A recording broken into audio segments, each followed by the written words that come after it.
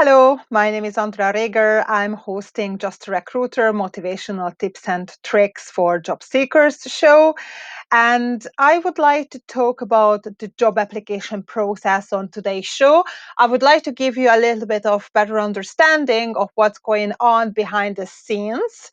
And the main reason for me and my biggest intention with that would be for you to believe that you can be successful and you are successful no matter what the outcome of your application process is going to be like. Okay, there's no such a thing as failure. Even if you don't get the job after the application, you still can learn something from the process. You still can benefit from it, and you still can, use that for your own knowledge for the future. So I want you to look at the whole process as, a booster, as something that you will realize that it's worth putting the time and effort into it and stand up and go for another role and another role and another role, because your success only up to you. And I want you to believe that. There are so many factors during the process that you have no control over. The only thing you do have control over is your reaction, your attitude, your behavior, the way how you think about yourself. So that's what I would like to achieve during this presentation, to give you this motivation about that. Okay. So, as I said, what you really need is knowledge, skills, and motivation in order to get your dream job. Okay, you can work on your knowledge, your skills, and your motivation. This presentation hopefully will add a little bit to your motivation. So the process, the job application process, is very long. It's very detailed. There are loads of steps. And again, there are so many steps you do not have control over. So there's no point beating yourself up if you're not successful, because you didn't have control over many things. What you do have control, that's where you need to take the lead. That's where you have to make the changes for yourself. Okay. So let me tell you about the process itself. So before you even can apply, there's so many things is happening. The vacancy has to be approved. There is a need for a job. The tasks needs to be done. Internal agreement has to come. Approval needs to happen.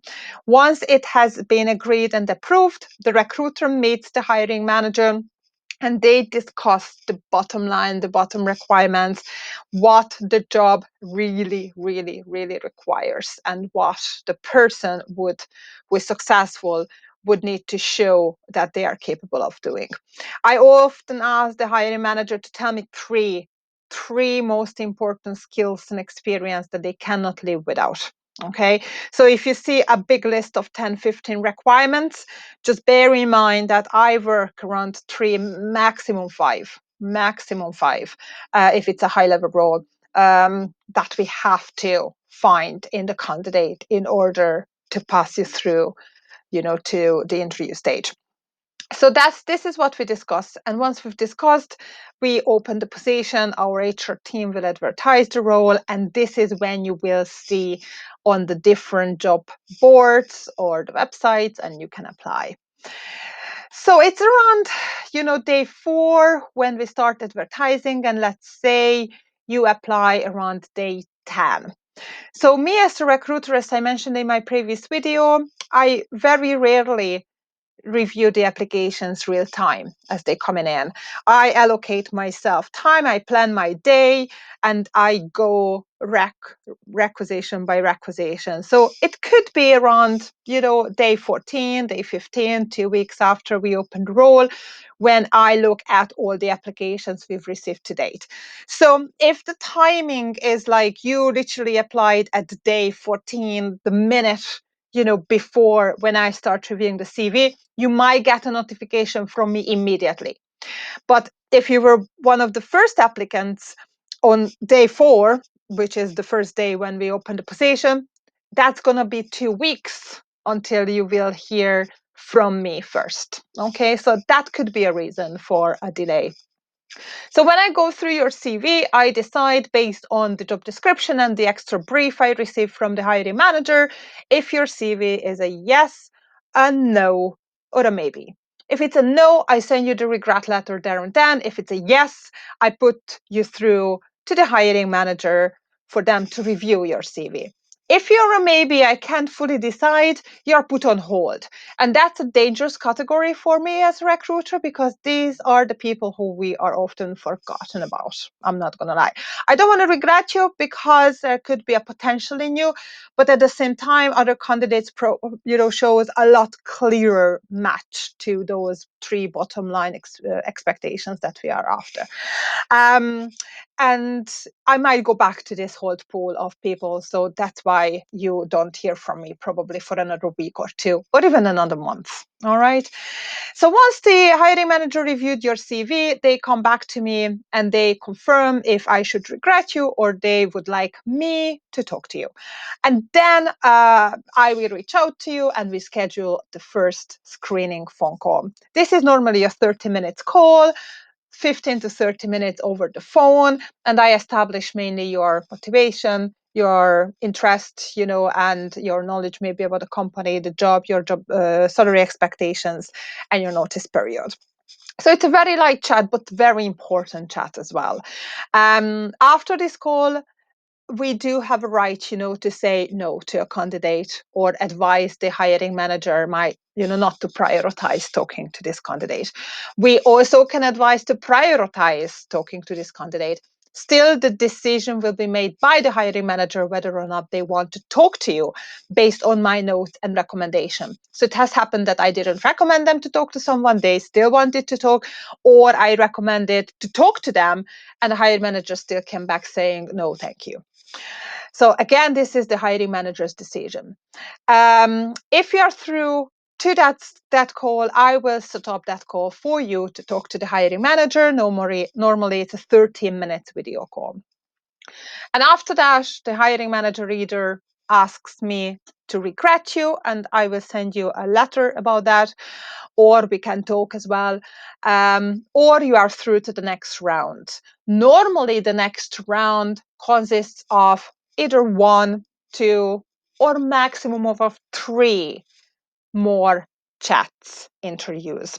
Those interviews, normally on video as well, could be one-to-one with one person or with two people, or it could be a panel, maybe 3, 4 people on the line at the same time with you. So after those rounds, all of the interviewers come together on the same call and will discuss every single candidates whom they have spoken to, and the hiring manager takes this information, they go away, and they will make their decision based on the feedback they've received. Okay, it is their decision to decide whom they would like to go to. If they decide you're not the successful or the best candidate for whatever reason, I will inform you about that. If they do decide that you are the potential candidate, I might reach out to you to ask for references. It's not part of the process in every single company. Some company really rigid on that. Other companies be more flexible, and it could be also a discretion of the hiring manager if they would like to do a reference check on you. So I could possibly request a reference at this stage. And then the hiring manager, if they're happy with that references, they can give me the offer details, which will have to be routed for internal approvals. And that could take days or even weeks.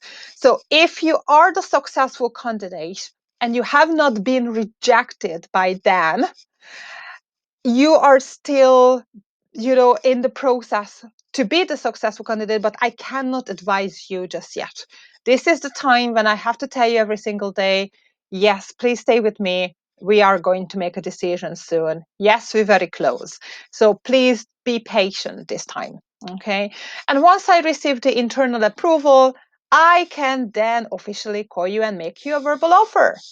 Happy days, and you will have time to think about that. And if you accept verbally, we all start the administration process, and the contract will be extended to you in the coming days. And you will have approximately a week to sign and return it back to us.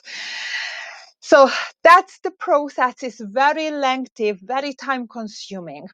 Um, Sometimes candidates do reject a contract or do reject the offer.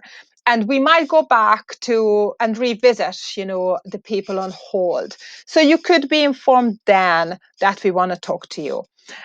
Or if the first candidate accepts the position, we then go back to you saying, that unfortunately we can't process your application any further. Or let's say you just applied at day 60. Okay, we are so advanced with a candidate that we can't even consider your application really that time. So you're a little bit late to the party. But it doesn't mean that you're not good. It doesn't mean that you are not able to do your job. It just means that something just did not come together for you at that time. And yes, it's easy to forget to inform you. Again, it's not the right thing to do. So please feel free to ask for, any updates or any news. So this is what I would like you to understand. This is a very detailed process, time consuming, loads of stakeholders, loads of people in it. Don't take it personally. Just because you're not successful or you're not informed that you're not successful, that should not be a reason for you not to try again or not to apply for another job for another company again. So please remember that, okay? What you need is, as we mentioned at the beginning of the presentation, knowledge, skills, and motivation. Motivation comes from behavior and attitude. But in order to work, your behavior and attitude, you have to have the right map in your hand. You have to make sure that your goal you are after is the right one. Your basic concept, your approach is the right one. So I give you an example in a form of a story. So if you would like to get from Dublin Airport to Dublin city centre, and let's pretend that we are back in old days and you only have the map, the printed map in hand, written Dublin on the top, but in fact, it's the map of Cork, not Dublin. So what can you do? You will be lost if you're purely relying on that map. You're so looking at the map trying to get to Dublin city centre, you won't be able to find your way, no matter how much you try. You can change your behavior. You can try harder. You can, don't sleep, just walk. You can walk faster. You can run. But and this is fantastic if you change the behavior. But if you are looking at the wrong map, that means only one thing: you will get to the wrong place quicker. You still won't be able to find the right place.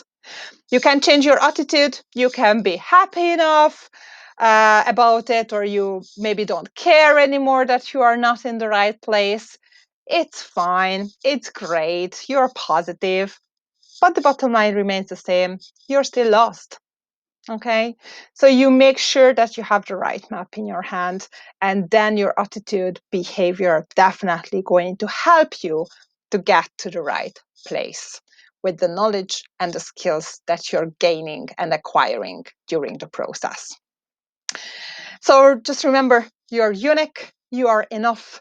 And once you have the right map in your hand with all the other, factors, knowledge, skills, attitude, behavior, you will get there. Just don't give up. Thank you for joining me today. I hope you see you again on my next show. Bye.